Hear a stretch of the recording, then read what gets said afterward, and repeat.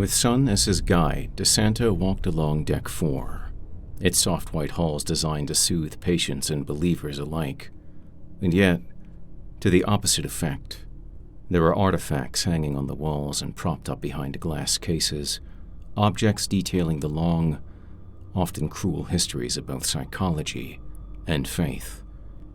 Pseudophones were on display next to leather-bound Bibles, Torahs, and Qurans.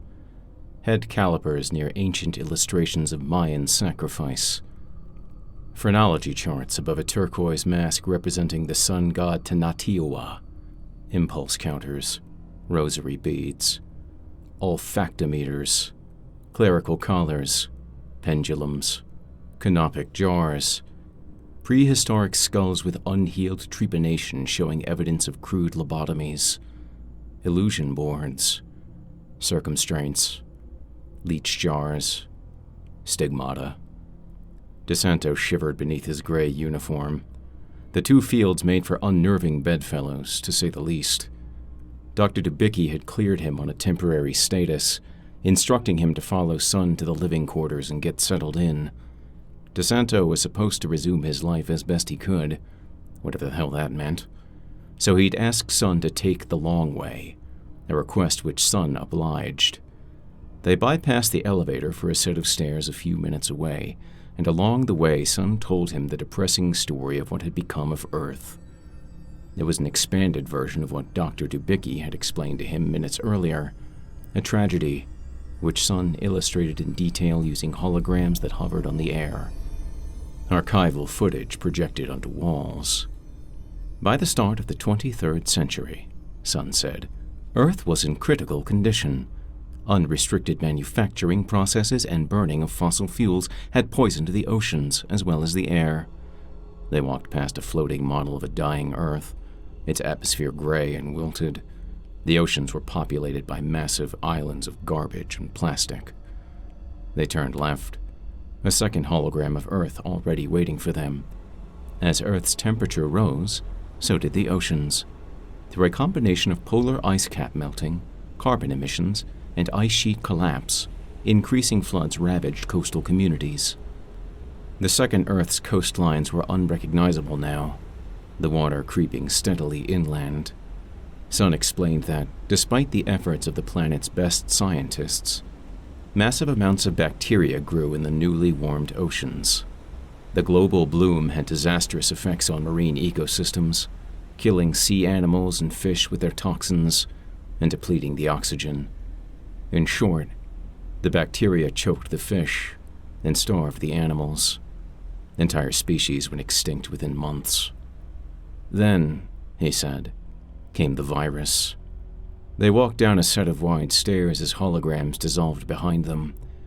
Titana viridae, the Titan virus, also referred to as Oceanius pestis, originated in the ocean and quickly spread through the human population, decimating millions of lives within several years. On the stairs, Sun projected photographs and footage of people riddled with disease, skin lesions, hair loss, bloodshot eyes, women, men, children. The virus knew no age limit, cared nothing for race or religion. Between the pandemic and the shrinking food supply, Earth grew increasingly uninhabitable. At the bottom of the stairs, Sun turned to DeSanto and added, mankind began to falter. Deck 5 of the Ark held one of two main living areas, which on first impression had a jarringly different feel than Deck 4. It had an extra-wide passage some 30 feet across, closer to a shared front lawn than an apartment hallway, where people gathered to engage in pleasantries. There were plants in front of each door, as well as scatterings of chairs and toys that had been left behind by kids and adults alike. Mothers and fathers chatted as they watered their flowers and collected their children from the returning school group. A sweet-looking woman smiled at DeSanto and said, "Welcome back, Erik," as they passed. The man with her gave a friendly nod. "How many people are on board?" Erik asked, amazed to find so many more people than what he'd already seen. "Currently, there are 10,102 passengers aboard Ark 1, Sun replied matter-of-factly. DeSanto blinked. Did you say 10,000? 10,102, Sun corrected, although only 416 passengers are in active status. The rest are currently in cryosleep. They turned right down an equally busy hallway. As I was saying, a committee was formed to discuss the sustainability of the human race. With very few exceptions, every nation on Earth joined the committee. They researched and searched for solutions, and in the end, they agreed. Earth was on the path to unavoidable destruction. It's hard to imagine people agreeing on anything, DeSanto said, still half in shock. Extinction is a powerful motivator.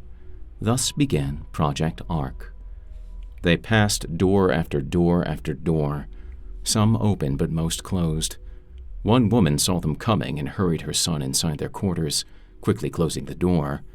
DeSanto wondered what reason she had to fear Sun, before realizing it wasn't Sun she'd been worried about.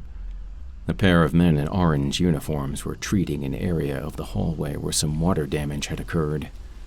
DeSanto caught one of them staring, but the man quickly turned away. The human race undertook a 40-year project to develop and build a ship. Sun continued, "This ship, Ark 1, is the most advanced object built in human history. Capable of sustaining up to 12,000 human lives, along with the genetic blueprints for millions of plants and animals. This craft houses fish and livestock, creating synthetic sunlight, and recycles water and refuse at zero loss. It runs on the exact renewable, clean energy which Earth failed to adopt in time." Sun turned to DeSanto. "I believe this is considered irony." They turned a corner and ended up in a quieter hallway than the last, with only one older man present at the far end. DeSanto wondered if he was being kept separate from the majority of the ship's population. The thought might have bothered him, if he didn't so enjoy the thought of silence. "All of this," Sun said, "is managed by the most advanced artificial intelligence ever seen by man. A holographic interface named Sun, or Ship's Universal Neural Network." As if it wasn't obvious, he added, "Me." DeSanto was about to explain the merits of humility when he heard something behind him. It was a whisper, just like the ones back in Central Park, except this was a single voice. A solitary presence, like the devil himself speaking a single word directly into DeSanto's ear. "Vessel." The moment he heard it, DeSanto knew it was what all those hidden voices had been saying back at the park. All their speech, all their ramblings, all their angry whispers distilled down to one word. A chill went through him, a cold worse than all the cryosleep in the world. Oblivious to DeSanto's state of shock, Sun said, "I have the capacity to—" "Quiet!" DeSanto held a hand up to shush him. He was trying to hear more. More words, more voices, more anything. Sun studied DeSanto with a deep curiosity. "Is there something wrong?" he asked. "I said quiet." At his insistency, they stood perfectly still, waiting 10 seconds, then 20, then 30. But DeSanto heard nothing more than the background noise of now distant voices and the low, ever-present hum of lights and computers. "Did you hear something a minute ago?" he asked Sun. "A voice?" "There are 300 rooms in this section alone, many of them occupied." "Not them," DeSanto said. "Something else." The hologram squinted. "I picked up nothing unusual." "Are you sure? Can't you rewind or something?" "I do not record conversations unless first requested to do so. That would be an invasion of privacy, which is against my programming." "Of course it is." DeSanto took a deep breath. He didn't want to accept the terrifying thought that he could be losing his mind. Or, considering how little he knew about himself, that he'd already lost it a long time ago. After all, his brain had been sliced up and regrown inside his skull. There was no telling what that might have done to his sanity. "Must have been my imagination," he concluded. "Cryosleep is not without its side effects," Sun offered. 12.2% of subjects experience irritability and sudden mood shifts within the first 3 days of revival. Really? DeSanto felt suddenly hopeful. What about hallucinations?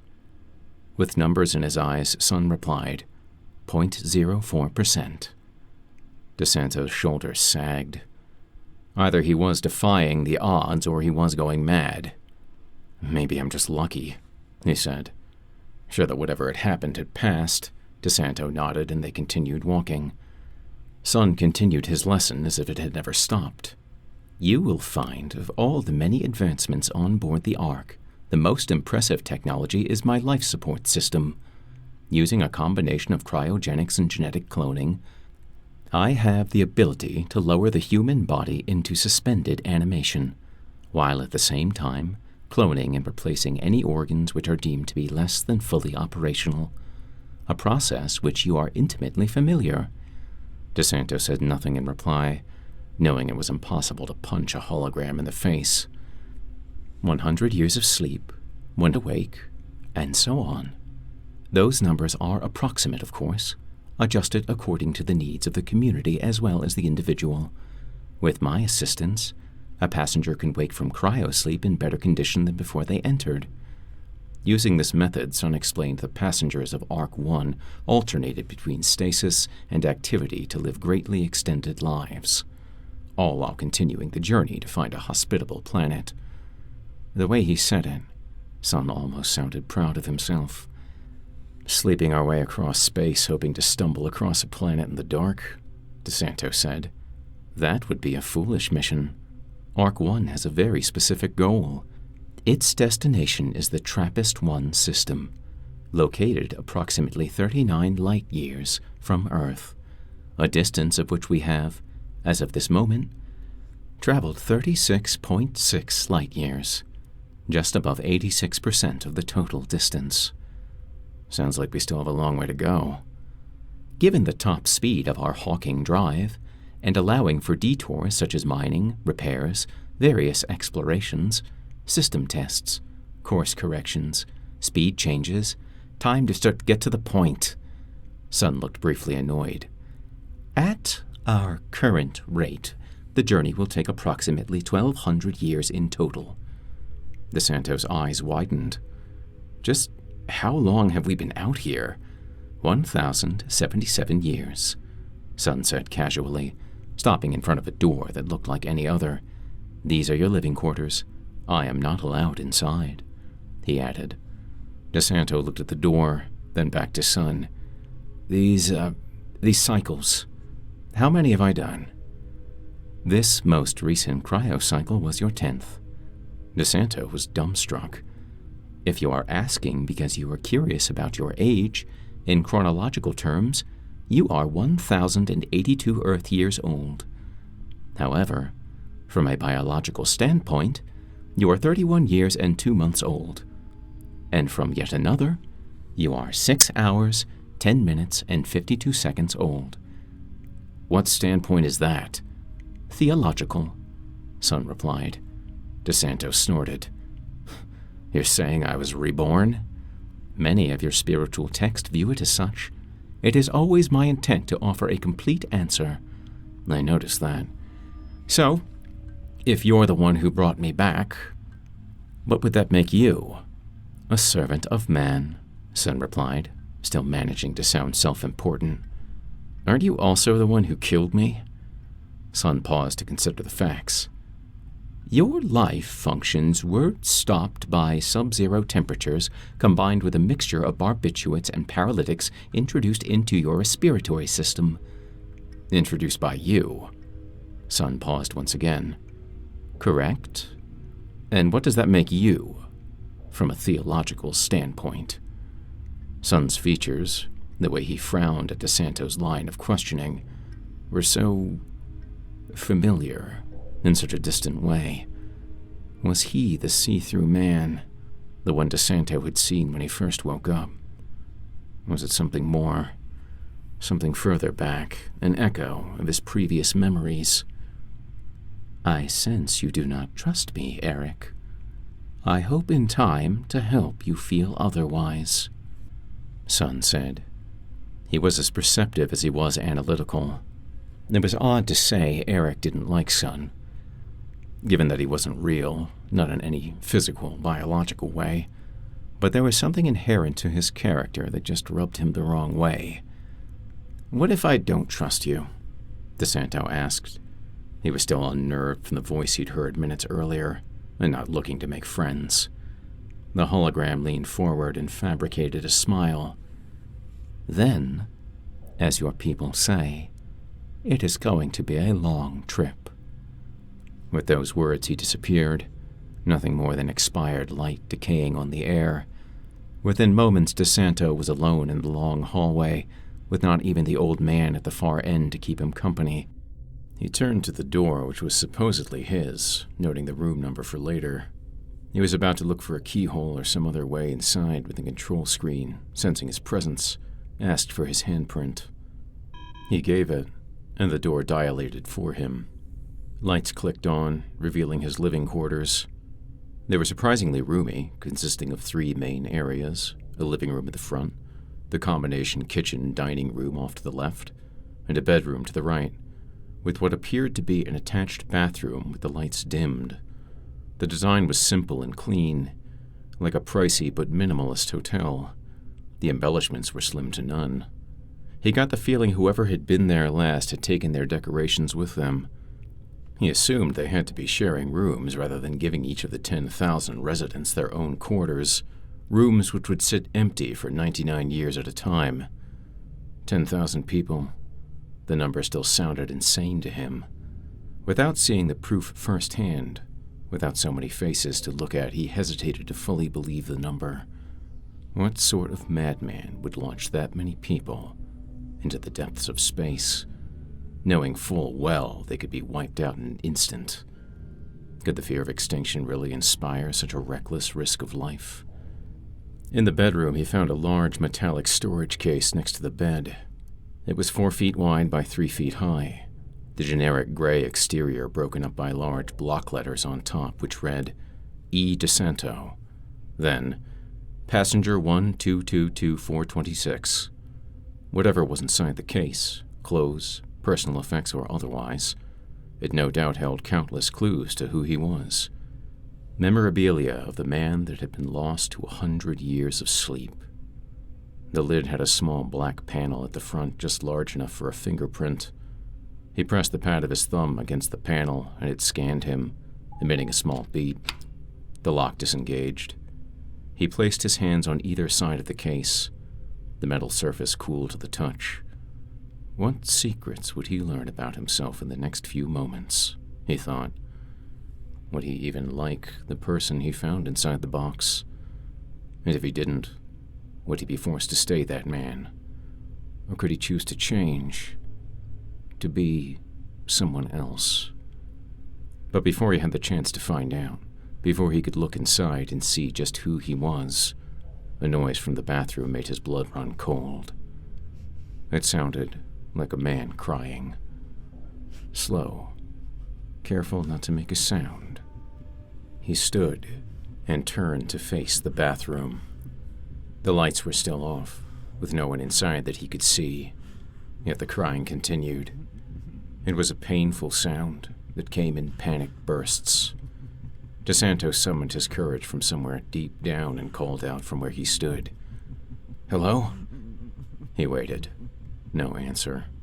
The crying continued uninterrupted. Those tormented whimpers. He wondered if he should grab a weapon of some kind before he continued, but decided against it.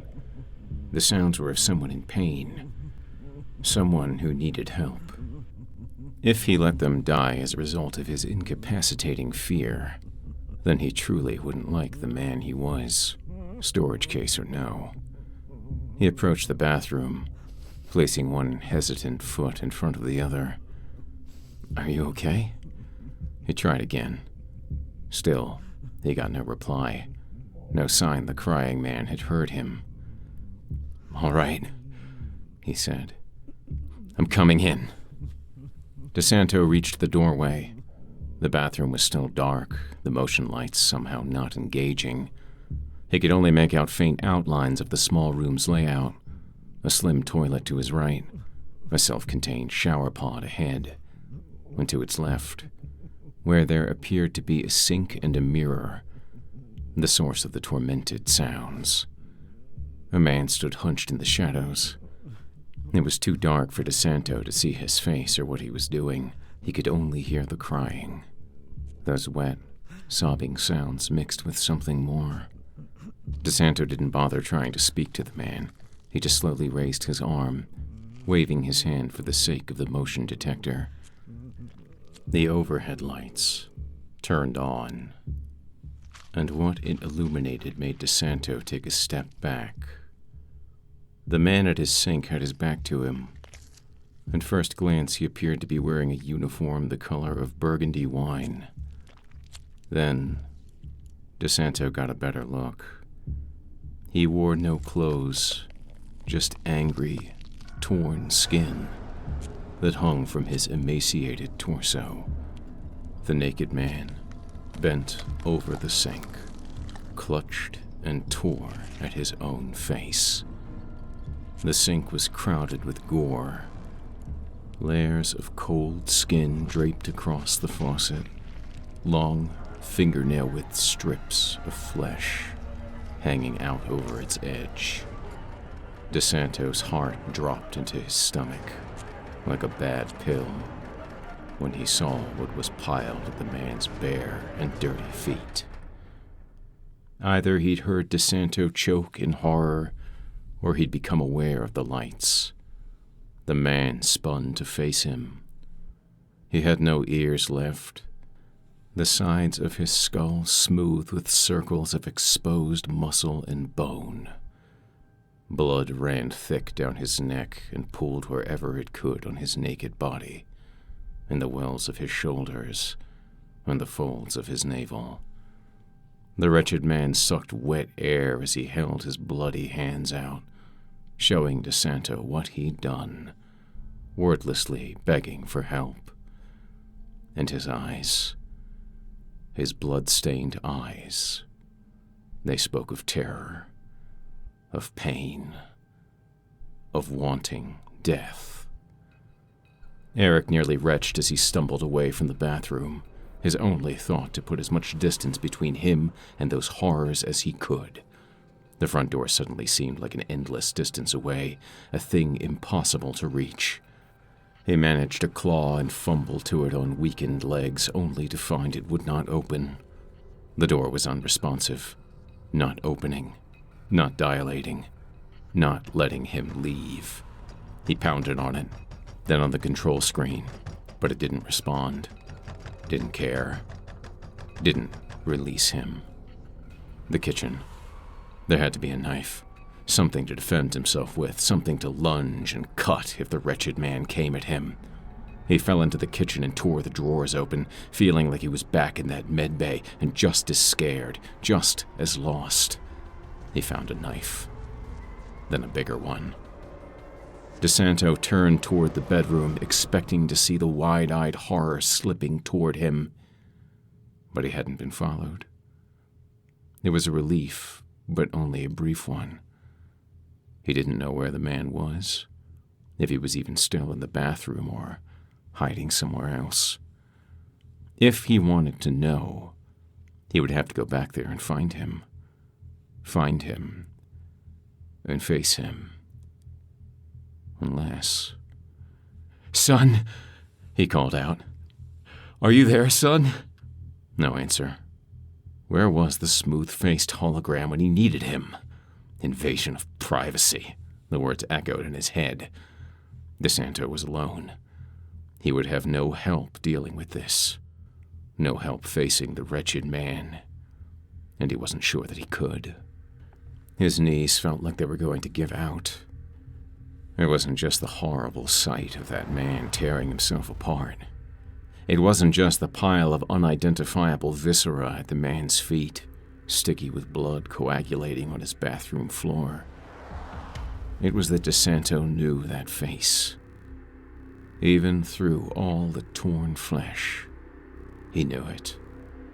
Knew who had stared back at him in that bathroom, with bits of skin and muscle dangling from his body as he pleaded for an end to his pain. It was his own face.